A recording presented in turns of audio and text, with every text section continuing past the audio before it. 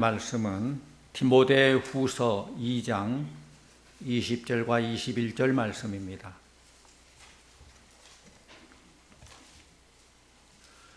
큰 집에는 금그릇과 은그릇뿐 아니라 나무그릇과 질그릇도 있어 귀하게 쓰는 것도 있고 천하게 쓰는 것도 있나니, 그러므로 누구든지 이런 것에서 자기를 깨끗하게 하면 귀 쓰는 그릇이 되어 거룩하고 주인의 쓰심에 합당하며 모든 선한 일에 준비함이 되리라. 아멘. 이 시간 이주원 집사님 부부 나오셔서 하나님을 찬양하겠습니다.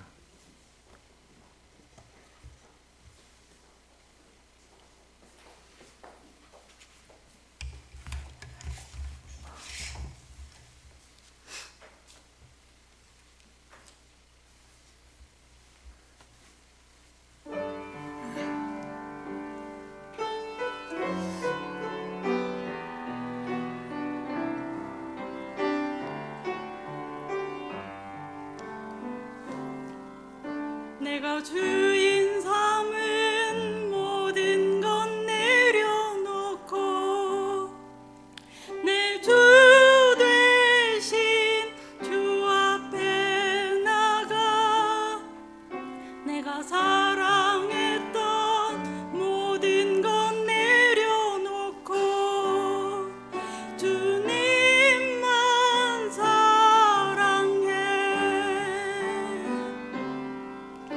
내가 주인 삼은 모든 것 내려놓고 내 주 되신 주 앞에 나가, 내가 사랑했던 모든 것 내려놓고 주님만 사랑해. 그 사랑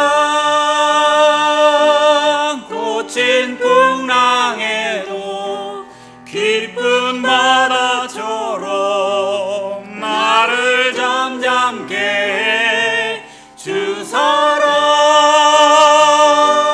내 영혼의 반석, 그 사랑 위에 서리. 주 사랑 거친 풍랑에도 깊은 바다처럼 나를 잠잠게 해. 주 사랑 내 영혼의 반석, 그 사랑 위에 서리.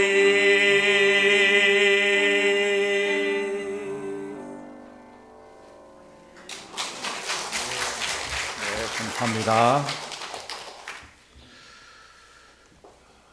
어떤 탐험가가 아마존 유역에 있는 원주민들의 생태를 살피기 위해서 아마존강 지역으로 갔는데, 그 지역은 언어도 다르고 문화도 다 달라서 참 힘들었어요.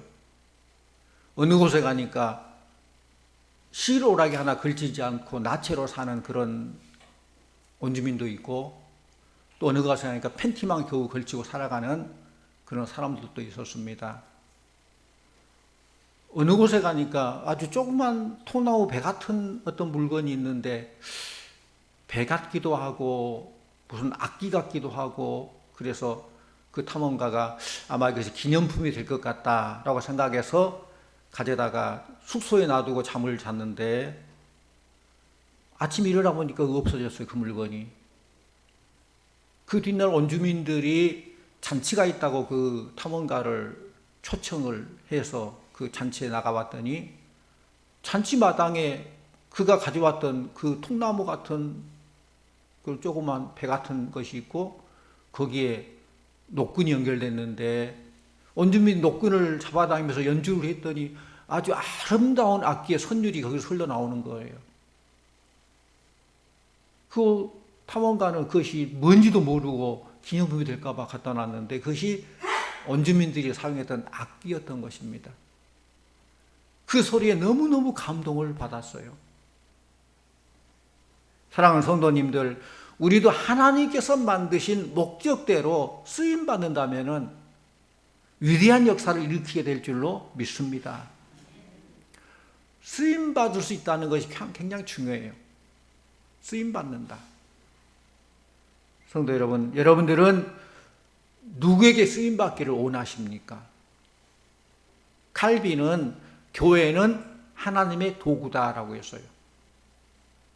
도구는 말 그대로 도구예요. 그 자체가 목적이 아니에요. 그렇기 때문에 도구가 도구의 사명을 잘 감당해야지, 도구로서 쓰임받지 못하면 폐기처 보내야 돼요. 또 더 좋은 도구가 나오면은 그 옛날 잘못된 것은 버림받게 돼요. 교회는 하나님의 도구로서 언제나 주인의 쓰심에 합당하는, 하나님께 쓰임받는 그런 도구, 그런 교회가 돼야 됩니다. 교회가 하나님께 쓰임받지 못하면은 촛대가 옮겨진다고 그랬어요. 요한계시록 2장 5절 말씀 보면은 우리 주님께서 에베소 교회를 책망하고 경고하는 그런 내용이 나와요. 첫사랑을 회복하지 못한다면은, 회개하지 않는다면은 내 촛대를 옮기리라. 교회로서의 더 이상 사명 끝, 폐기 처분했다는 거예요. 오늘 본문에 보면은 사도 바울은 하나님의 교회와 성도들을 그릇에 비유하고 있습니다. 우리 20절 말씀을 다시 같이 원합니다. 20절. 큰 집에는 금그릇과 은그릇뿐 아니라 나무 그릇과 질그릇도 있어 귀하게 쓰는 것도 있고 천하게 쓰는 것도 있나니. 그렇습니다. 부잣집에는 금그릇도 있고 은그릇도 있고 질그릇도 있고 나무 그릇도 있고 많은 그릇이 있습니다. 그런데 그릇의 가치는 비싼 그릇이냐 싼 그릇, 그게 있는 거 아니에요. 얼마나 잘 쓰임받기 좋으냐. 싼 그릇이냐 비싼 그릇이 아니라 주인의 손에 얼마나 쓰임 받느냐에 따라서 그 그릇의 가치가 달라지는 거예요. 아무리 비싼 그릇도 주인이 쓰기에 복잡하면, 또 쓰임 받지 못하도록 그냥 지저분하고 더럽다면 쓸 수 없는 거예요. 즉 우리들은 하나님 앞에 쓰임 받아야 가치 있는 존재가 된다는 것입니다. 교회도 하나님께 쓰임 받는 교회가 될 때에 좋은 교회, 강한 교회가 되는 거예요. 우리 소양교회가 하나님께 쓰임 받는 교회가 되기를 원합니다. 교회가 하나님께 쓰임 받으려면은 교회가 하나님 쓰시기에 편해야 돼요. 하나님이 쓰시는데 불편한 교회, 하나님이 쓰시는데 좀 복잡한 성도는 하나님께 쓰시기 싫어하셔요. 언제라도 하나님께 쓰시려고 한다면은 쓰임 받을 수 있는 교회와 성도들이 될 때에 하나님께서는 기뻐 사용하시고, 그런 사람들이, 그런 교회가 하나님의 사랑을 독차지하게 되는 것입니다. 영국의 템즈 강변에서 늙은 거지 노인이 아주 낡은 바이올린을 켜면서 구걸을 하고 있었어요. 아주 남루한 모습의 노인이죠. 바이올린도 아주 낡은 바이올린이죠. 그러니까 사람들이 왔다 갔다 하면서도 눈길도 안 주고 그냥 지나가 버려요. 외면해요. 그런데 한 외국인이 그 모습을 보더니 그 노인에게 이렇게 말합니다. 지금 제게는 돈이 없습니다. 그런데 저는 바이올린을 조금 다룰 줄 아는데 제가 바이올린을 켜서 몇 곡 좀 들려드려도 되겠습니까? 물어봐요. 그때 그 거지 노인이 그럼 그렇게 하시라고 그 낡은 바이올린을 그 외국인에게 줬는데, 그 외국인이 바이올린을 켰는데 얼마나 아름다운 선율이 울려 퍼진지 몰라요. 지나가는 사람들이 다 모여요. 그리고 그 거지 앞에 놓인 그 모자 속에 많은 돈을 막 집어 넣어주는 거예요. 그러더니 한 지나가는 사람이 그 바이올린 켜는 그 외국인을 알아보고, 아, 저 사람은 파가니니다. 파가니니가 누구냐? 이탈리아의 바이올린 명연주자예요.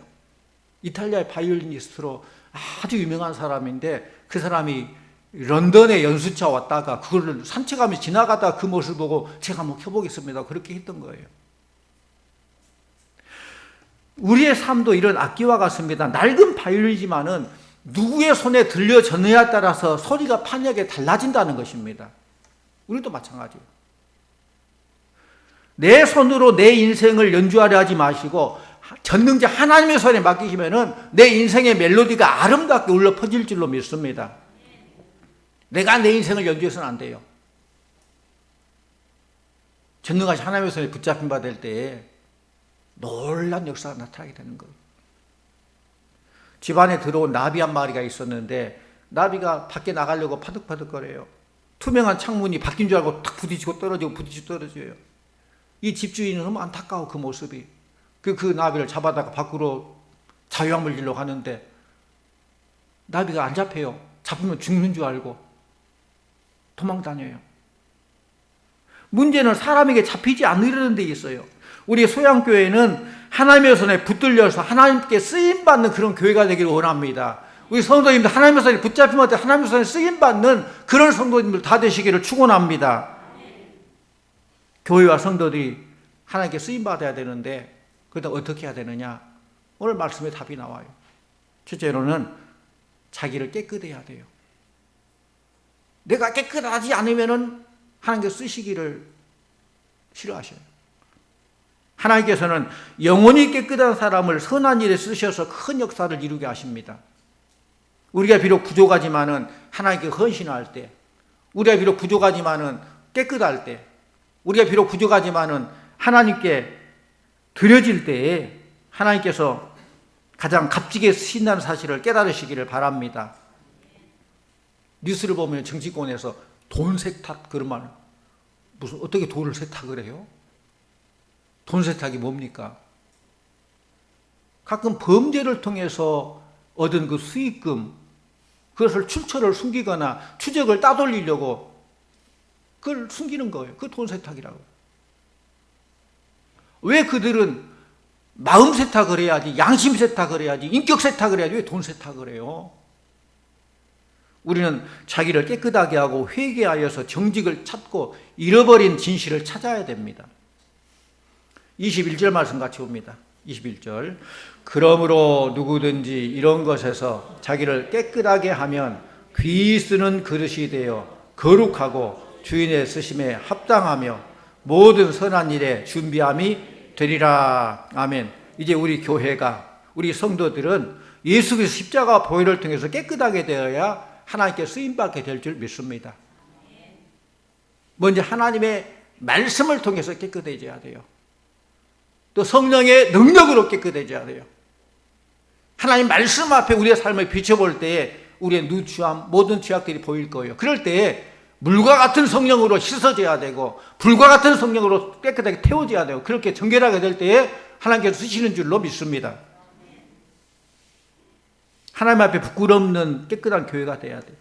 하나님은 깨끗한 마음을 가진 성도와 교회를 찾아서 복을 주시고 역사하신다는 거예요. 또 두 번째로 하나님의 쓰심에 합당해야 됩니다. 오늘 21절 하반절도 그러죠. 주인의 쓰심에 합당하며 그랬어요. 여러분 슈바이처 박사의 얘기를 몇 번 들으셨을 거예요. 슈바이처 박사의 자서전이 있는데 나의 생활과 사상이란 자서전에서 그가 아프리카 밀림으로 선교사로 갈 때에 크게 세 가지를 포기했다고 그래요. 세 가지. 첫째는 그는 바하의 음악을 포기하기로 했습니다. 두 번째는 유명한 대학의 교수직을 포기하기로 했어요. 셋째로는 연주와 저수를 통해서 얻을 수 있는 보장된 안락한 생활을 포기하기로 했어요. 이 세 가지 것. 그런데 그 책에 보면은 그런 이런 것들을 다 포기하고 아프리카 선교사로 일평생을 바쳤는데 이제 돌아보니까 하나님께서 자기에게 포기했던 것보다 몇 배나 더 큰 복과 은총으로 보상해 주셨다는 그런 고백이에요. 그는 음악을 포기했는데 바하협회로부터서 그 더운 열대지방에서도 음악 활동할 수 있도록 그랜드 피아노를 제공해 주고 거기서 음악을 할 수 있도록 그렇게 제공해 줬다는 거예요.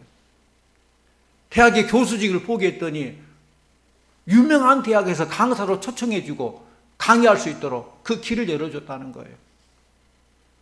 또 연주와 저수를 통해 얻을 수 있는 안락한 생활을 포기했더니 아프리카 체험을 바탕으로 쓴 나의 생활과 사상이라니 자서전이 베스트셀러가 되어서 오히려 더 넉넉하게 아프리카 선교를 할 수 있도록 재정적으로 채워주셨다는 것입니다.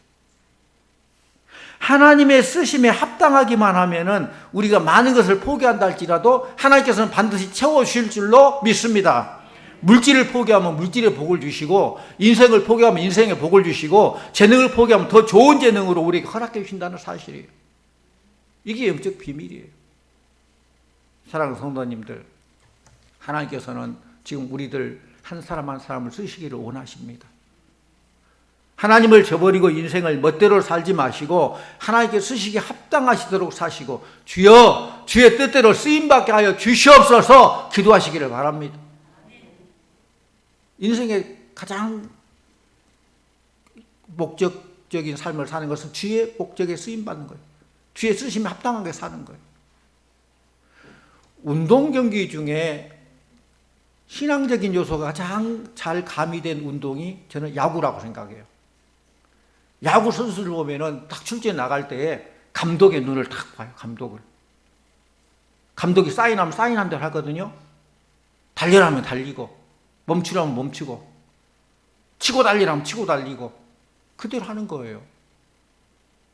만약에 감독이 이렇게 사인했는데 사인대로 안 하면은 책임져야 돼요. 근데 반대로 감독이 하라는 대로 했는데 그랬는데 실패했어. 그 책임 묻지 않아요. 감독이 하라는 대로 했는데. 그렇습니다. 우리 교회도 하나님께 순종하는 교회가 되기를 원합니다. 하나님의 지시에 순종하는 그릇들이 돼야 돼요. 하나님을 감독 삼아서 하나님 우리에게 사인하여 주십시오. 달릴까요? 멈출까요? 그 사인대로 하면 되는 거예요. 가라 하면 가고 서라 하면 서고 도로하라 하면 도로하고 그렇게 하면 되는 거예요. 순종만 하면은 모든 과정 결과는 하나님께서 책임져 주실 줄로 믿습니다. 그리고 우리가 하나님이 사인 받았다면 순종해야 돼. 하나님께서 우리 교회를 크게 들어서 주실 줄 믿습니다. 마지막 세 번째로는 선한 일에 준비되어야 한다라고 했어요. 21절 하반절 보면은 모든 선한 일에 준비함이 되리라 라고 했어요. 철저히 우리가 회개함으로 깨끗한 그릇, 쓰시기에 좋은 그릇을 준비된 후에 주여 종이 여기 있사오니 언제라도 부르시옵소서. 주님이 깨끗한 그들이 있습니다. 주님 마음껏 사용해 주십시오. 내드릴 수 있어야 돼요. 하나님은 강제로 일시키는 걸 좋아하지 않으셔요. 기쁨으로 자원해서 그런 일을 하는 걸 기뻐하신다는 거예요. 하나님은 인간에게 자유의지를 주셨기 때문에 누구나 자유로 순종하는 것을 기뻐하십니다. 그런 자만이 우리가 읽진 않았지만 26절 말씀 보면은 그들로 깨어 마귀의 올무에서 벗어나 하나님께 사로잡힌 바 되어 그 뜻을 따르게 하실까 함이라 라고 했어요. 하나님의 장중에 잡으셔서 마귀의 올무에서 벗어나게 하시고 강하게 사용해 주신다는 거예요.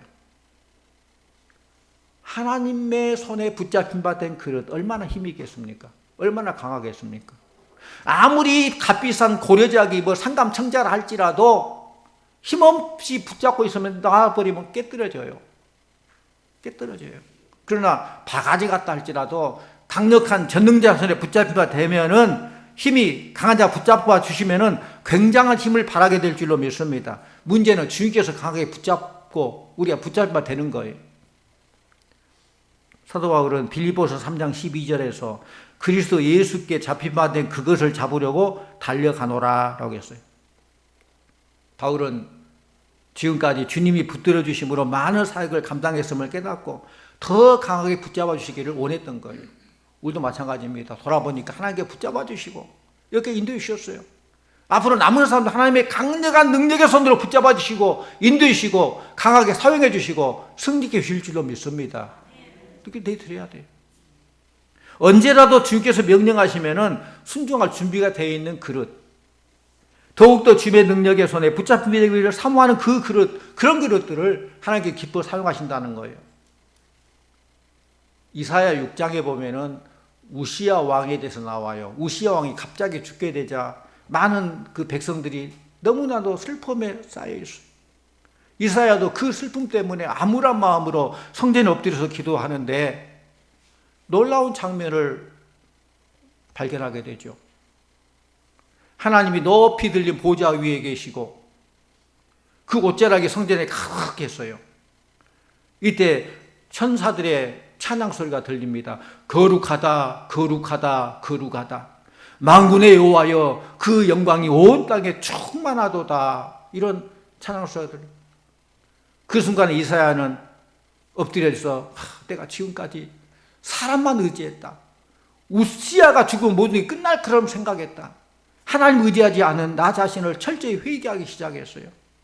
그때 하나님께서 불인두가 이사야의 입술을 대면서 내 악이 제하여졌고 내 죄가 사하여졌느니라 음성이 들리고 드디어 이사야가 준비된 깨끗한 그릇이 되었다는 거예요.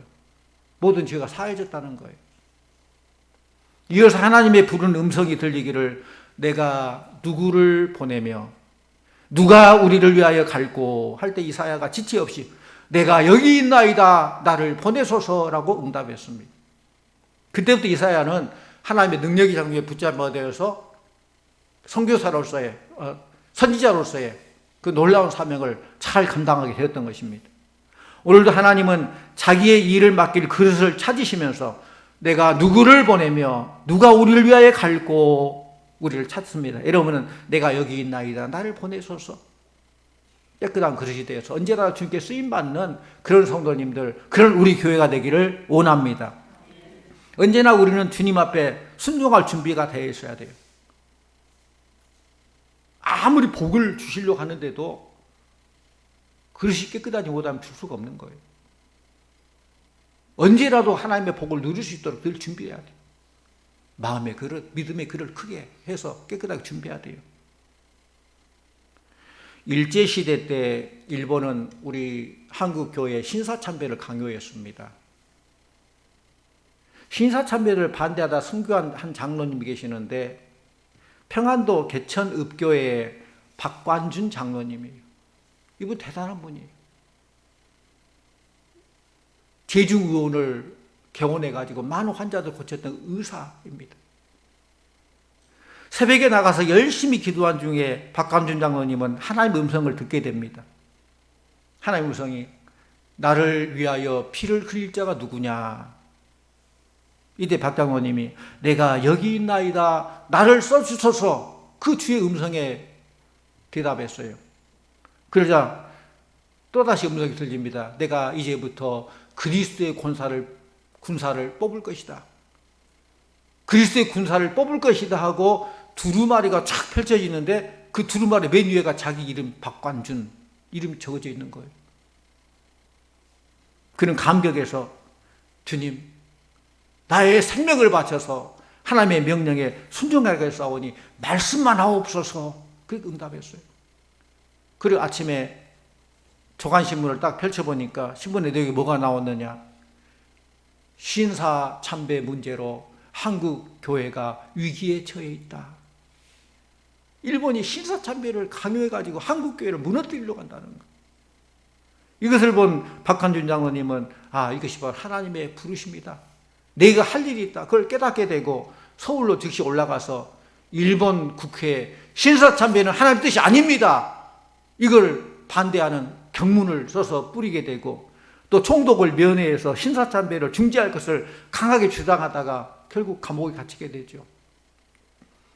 감옥에서 모진 고문으로 온갖 고생 다 하고 건강이 악화돼서 이제 사경을 헤매게 되자 기독병원으로 이송하여서 5일째 되는 날 아침에 그는 이렇게 말합니다.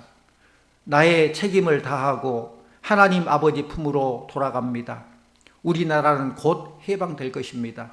여러분도 끝까지 신앙을 잘 사수하시다가 앞날 영광스러운 하늘나라에서 만납시다. 이렇게 하고 낮은 음성으로 하늘 가는 밝은 길이 내 앞에 있으니 그 찬송 부르면서 거의 숨을 거두었어요. 그는 선한 일에 준비되어서 하나님께 쓰임받았던 것이에요. 물론 우리가 다 순교자가 될 수는 없어요. 그러나 우리가 사나 죽으나 하나님 뜻을 이루는데 쓰임받는 그릇이 돼야 돼요. 죽으면 순고로서 그릇이 되고 살아면 산 제물로서의 하나님께 쓰임받기 좋은 그런 그릇이 돼야 한다는 거예요. 우리 모두 하나님 일에 쓰여지기 위해 준비되는 그런 좋은 그릇들 다 되기를 바랍니다. 돈을 많이 벌어서 무엇 하려 하십니까? 선한 일에 쓰도록 준비돼야 돼요. 공부를 많이 해서 뭐 하시겠습니까? 지식을 가지고 선한 일에 힘쓰도록 준비돼야 돼요.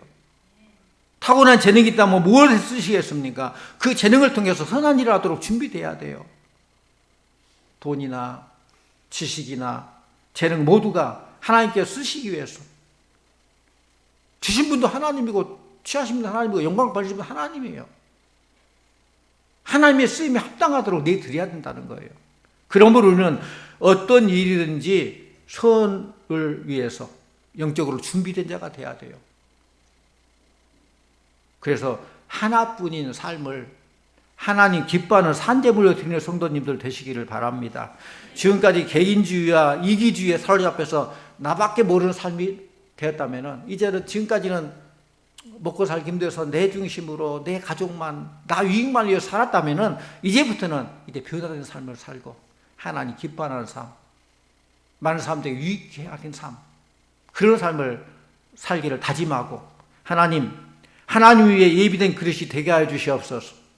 하나님께서 능력 주셔서 저를 통해서 하나님의 선이 널리 전파되게 하여 주시옵소서. 기도하며 하나님께 쓰임받는 성도님들 되길 바랍니다.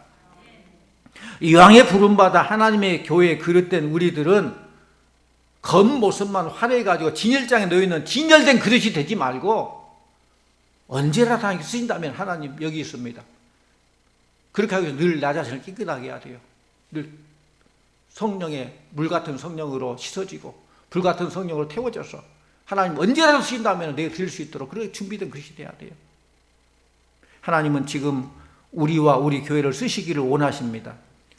따라서 교회 멤버로서 일할 가치 없는 사람은 아무도 없습니다. 우리 모두 하나님께 귀히 쓰임받는 귀한 도구들 다 되길 바랍니다. 여러분들은 깨끗한 그릇 되어서 하나님 앞에 귀하게 쓰임받는 교회를 만들어 가심으로 하나님께 영광 돌리며 남은 여생 더 하나님의 영광을 올려드리며 남은 여생 더 하나님의 복을 누리는 우리 모두가 다 되시기를 간절히 축원합니다. 기도하십시오. 아버지 하나님 감사합니다. 우리들을 택하셔서 하나님의 뜻을 이룰 수 있도록 하나님 나라를 회복할 수 있도록 귀한 그릇들 삼아주심을 감사드립니다. 늘 성령의 능력으로 깨끗하게 하여 주시옵시고 언제라도 주님 쓰심에 합당한 삶을 살게 하여 주시옵소서. 늘 하나님 앞에 쓰심에 합당하며 선한 일에 늘 준비된 우리 성도들 다 되게 해주시고 이 시대에 하나님 기뻐하는 성도들, 이 시대에 하나님 기뻐하는 우리 교회가 되도록 역사하여 주시옵소서. 예수님 이름으로 기도하옵나이다. 아멘.